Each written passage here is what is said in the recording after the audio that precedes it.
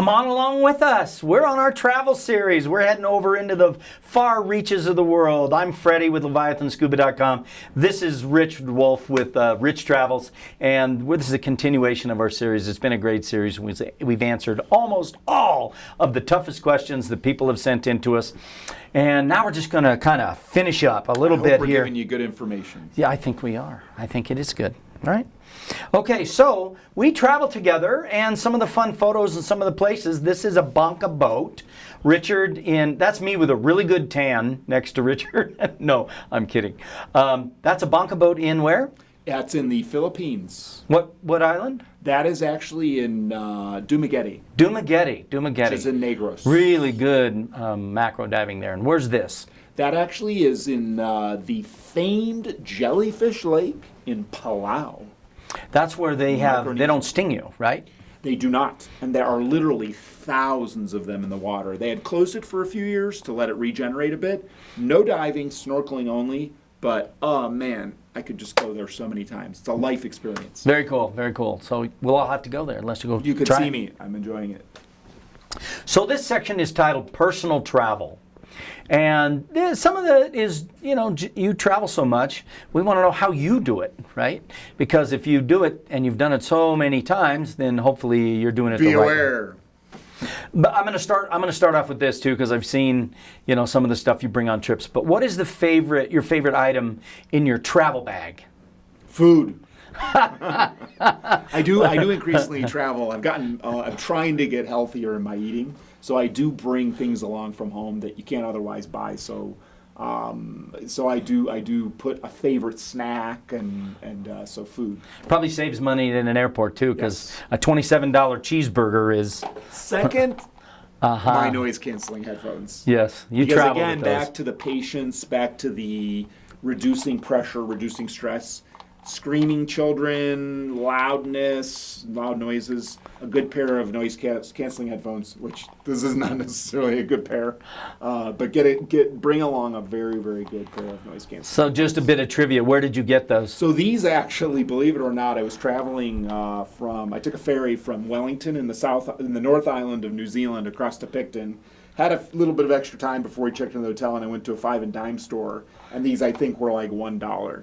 And they're lighter for somebody that travel. Again, I wear these, not exactly the most attractive, but they're very, very light, and they cancel a lot of noise. And when you're sitting for 18 hours on a plane, sometimes some of the brands of the more expensive noise canceling headphones, as comfy as they are, when you have them on for more than 10 or 11 hours at a time, they start to feel heavy on the ears. These, I've rarely ever had any issue with any soreness in my ears. Good. So now the question is going to come at you in two parts. We're going to start with people in general. What do you think the most exciting part of travel is for the general population? I think the most exciting part of travel for people is new experiences. So it gets you out of your daily routine, meeting new people, seeing new places. It's just that experiential piece and the stimulation of that newness of being and exploring a new area. And after you travel so much, I assume some parts of it can get a little bit redundant, but the same question for you. What's the most exciting part of travel for you now after 50 years of travel? Yeah, well, it might surprise you, but when I go back to the same places, one of the things I do is I try, and there's places I've been to 50, 60, 70 times, I try to research in advance, see what's new. Maybe there's something I haven't done there, and I'll try to do at least one new thing when I get to the destination. But without a doubt, from the time I was small to the present moment, for me, one of the most exciting things about travel is the anticipation of the excitement of being in a new environment. People ask me a lot when we're on a dive trip, Freddie, do you keep a dive log? And I do, but I don't keep the same amount of information or the same information that you might when you're first trained. Like I never write my dive profile anymore, but I keep track of what I call firsts. And you talked about that on a new trip. So the first time I ever dove with a whale shark was thrilling for me. And that came after I had dove for 42 years already, and now I love whale sharks. Anytime I go on a trip, the very first time I dove with a crocodile, let me tell you, my senses were aware. My adrenaline was going, and that was an amazing experience for me. And you were the diver, the snorkeler, when they said, let's get in the water with the crocodile. You were like, let's go. And I was the one that said, I want to dive a few more times. See ya, I'll watch from the boat. But I got the greatest footage on that trip. That was awesome. And generally speaking, I mean, look, there's some level of risk walking out the door of your house every day. Sure. So these crocodile encounters where they're being done, they're well fed, I'm told. And I think you're relatively safe to get in the water. I just choose not to. Yeah, mine was actually, my first crocodile was 64 miles out to sea. Wow. And there were 3 of them there. Lovely. And they were like, you want to get in the water? I want to get some footage. And I felt semi-safe because I had a camera between me and them. Okay. And yet I was told later, and part of my footage, and I put it in slow motion, is the crocodile bit my camera, and my heart raced a little bit there, but I didn't stop filming. It was My question would be, are they well fed? right. Because generally wild animals, including humans, they get hangry. So if they're hungry, they can get angry. And then that's when you're at some level of risk of being mistaken for prey and food. Right. So when were you certified as a scuba diver? So I actually was fortunate enough to be snorkeling in Grand Cayman when I was, I think I had just turned 16 years old. And I was snorkeling and I looked down and I saw divers and I was like, I want to be down there. So I went to my dad. I said, hey, I really would like to go diving. He's like, oh, you'd like to go diving, would you? And less than a few months later, for my birthday, he gifted me a dive certification course with him. If he only knew what that would turn into in your future. Goodness. I think he does. Really? I think he does. Oh, yeah. good. And So you've said, hey, Dad, yeah. you turned me on to something He's pretty 90 awesome. and he stopped diving about 5 years ago. But, Really? We had many, many decades of incredible, just, you can't even place a price on the experiences of all those fun travel experiences. I hope I can keep diving till I'm 85. I mean, I really do. So, down to the question, we've kind of skirted around it, but where is your favorite dive destination? Oh my gosh, I have so many. If you could dive only one more place. One more place. I would have to say Raja Ampat in Indonesia. Yeah. And it takes a little getting to. It's further outfield in the eastern part of Indonesia. But the biodiversity, the amount of marine life in the water, the marine protected status, the actual application and enforcement of the marine protected status, it's one of those places I just keep going. And I jump in the water, and there's even more marine life than when I went before. Pelagic mantas, reef mantas, sharks, huge schools of fish, windows with huge soft corals and hard corals spilling over into the sunlight. It's an extraordinary place. It is a rare place, and I kind of mention to people sometimes, you know, when people try to steady themselves underwater, and they might try to put a finger or a pointer on a rock. In Raja Ampat, you can't find a rock. It's all coral everywhere. It's just everything's covered. Rare is it just sand-based. You do have some places, but then they're surrounded by corals and all kinds of stuff. And also take care, too, because if you're starting to put your finger on things, I have had cases where I put my finger very delicately in a completely, uncovered area, and you have to be careful because there's so much marine life area in there, and you don't want to be mistaken for a small shrimp. Right.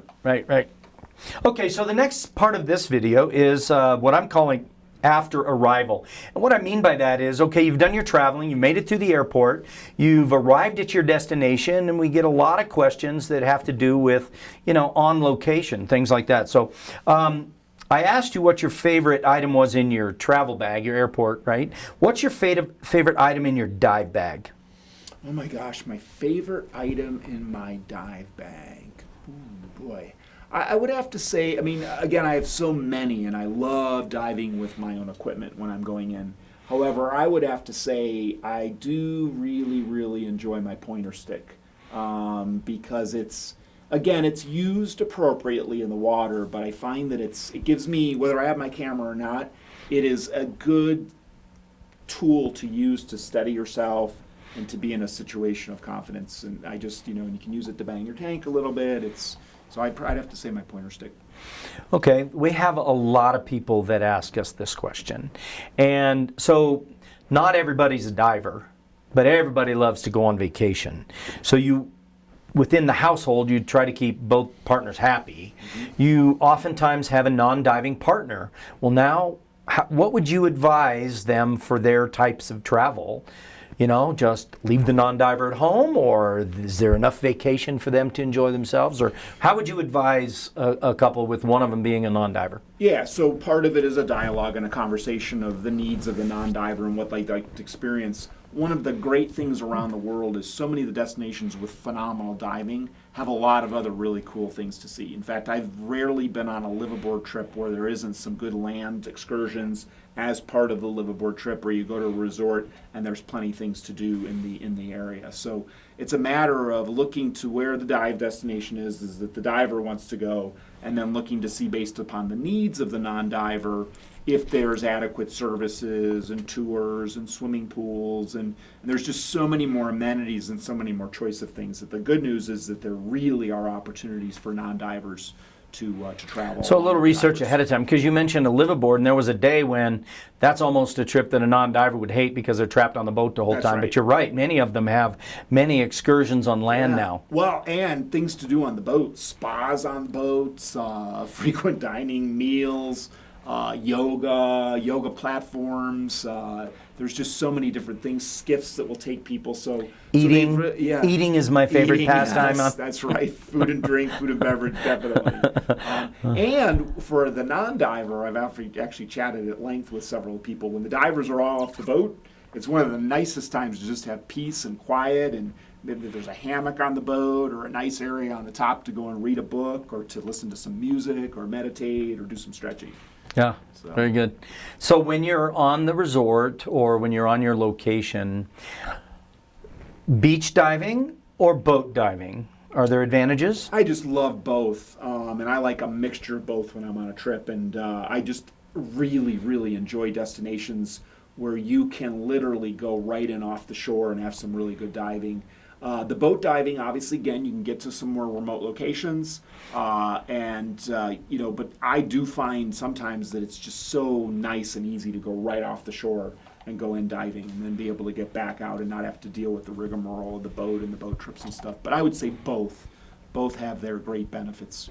Well, oftentimes the beach dive is kind of in addition to the dive package, right? That's you correct. go to Cozumel, you pay for a package, you get so many boat dives, but then they have the tanks there at the resort and they have unlimited beach diving. And I've also noticed that many of the resorts you go to, they have a little blurb on their website about their house reef. They call it a house reef. In the Philippines, some of those were phenomenal. It was world-class diving, and it was 25 feet deep just right there off the beach. Yeah, completely. So it kind of depends. And then some of the places you go and the beach diving is terrible, but the boat diving is great because it can take you to, like you say, So that's where I would definitely consider doing both. So how about the most romantic location? We've kind of teased people with that. The most romantic location for a guy to pop the question, perhaps, or for maybe even for a honeymoon. Yeah, so a fair amount of experience with this. I find that sometimes couples really, really love the overwater bungalow.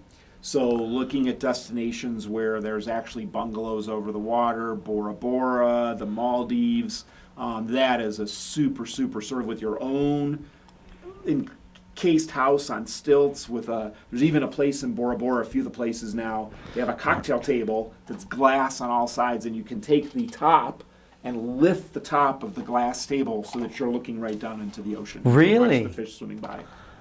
Wow, that's cool. That is a very romantic. The breeze is blowing at night, and so we do find that's beautiful beaches. So places, the top areas of the world in the Philippines and the Maldives and some of the places in the Caribbean, having a beautiful white sand beach. Also, we hear from couples they absolutely love the romantic nature of that experience. So don't tell my wife. But now that's on my bucket list because I haven't tried that. All right. So I'm going to try that. Yep. I think we're going to go to one of and the those. great thing is in the past couple decades now, the overwater bungalow was like maybe one or two, but now because it's so popular, it is globally a lot of choices. Really? There's a lot of them that are making it. Good. Right. I like that. And you will be calling Rich Travels. Of course, absolutely.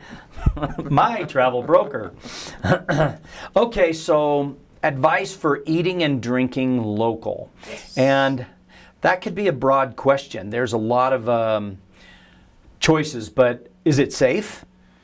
You know, my opinion of that is that it's, with a little bit of research and a little bit of asking around again, the local food is oftentimes fresh, and it's oftentimes, it can be at times safer than trying to go somewhere and having a hamburger or fries. So I think that just asking the questions, knowing your body and what your body can tolerate, because some countries it can be very spicy. Like I'll give you an example. I'll go to a Thai restaurant here in Colorado, and they go, do you want spice? Yeah, bring it spicy. It's not very spicy. But no spice when I'm in Thailand, and it comes and it'll burn your mouth. Really? So just be very clear again in your communication where you go to places. But you know, enjoying the local food in the destination you're going to is a lifelong experience to enjoy that. I had an experience that was kind of fun in Thailand, and we went to this restaurant right here. Was actually the #1 rated restaurant in Asia. It was called Nam, and we were there, and we didn't even order.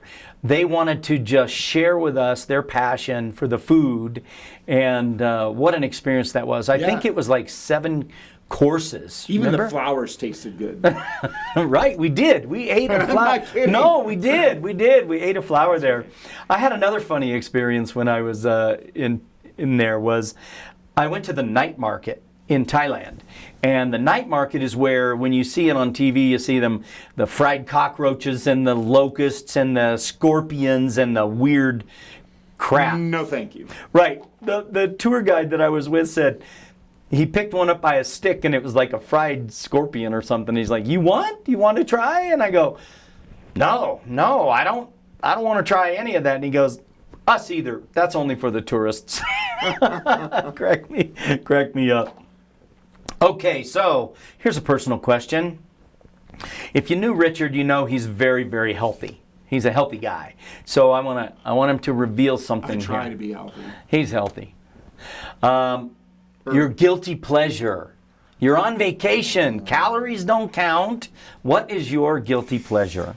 2 things. 1, bread made from scratch. So I will often ask when I'm in restaurants, and I've dined in thousands of you, and I try to find restaurants that are making their own bread.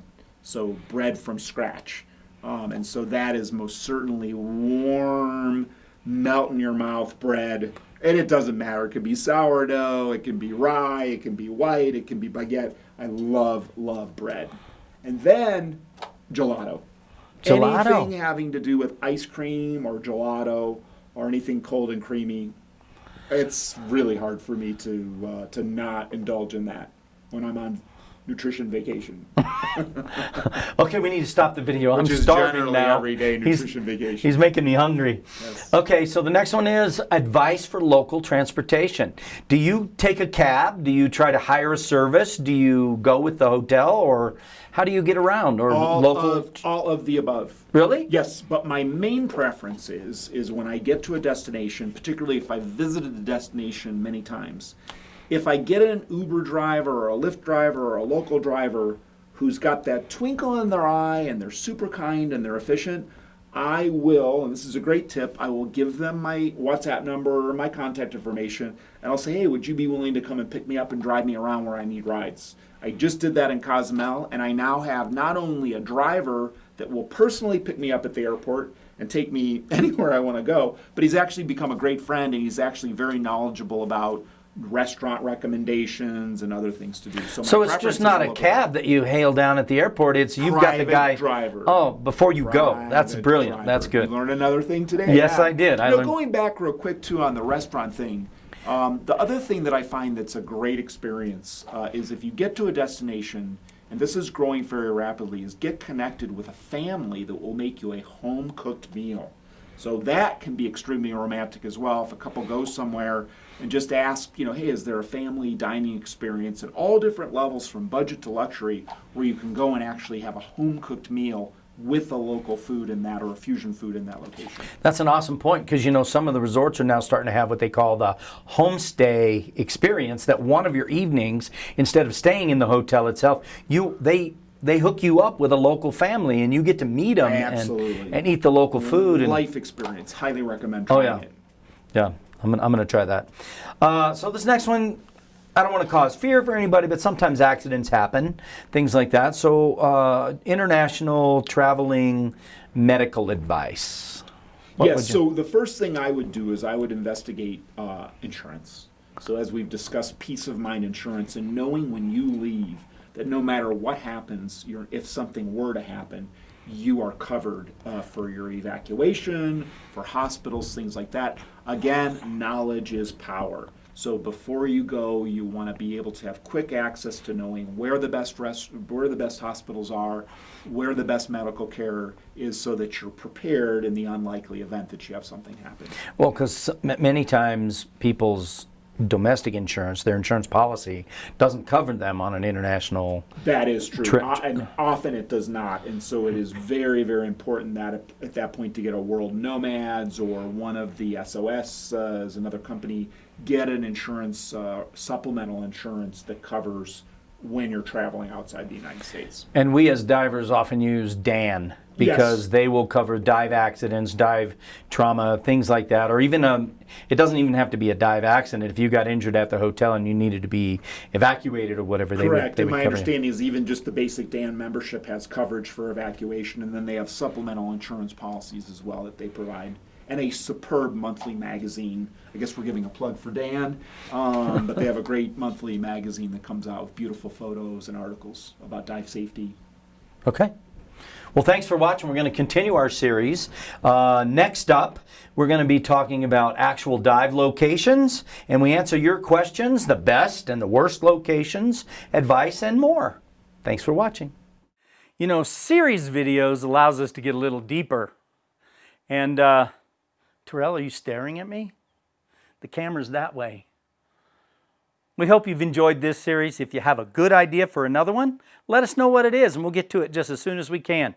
And if you hit that like button, you will have Terrell as your best friend. Make it a great day.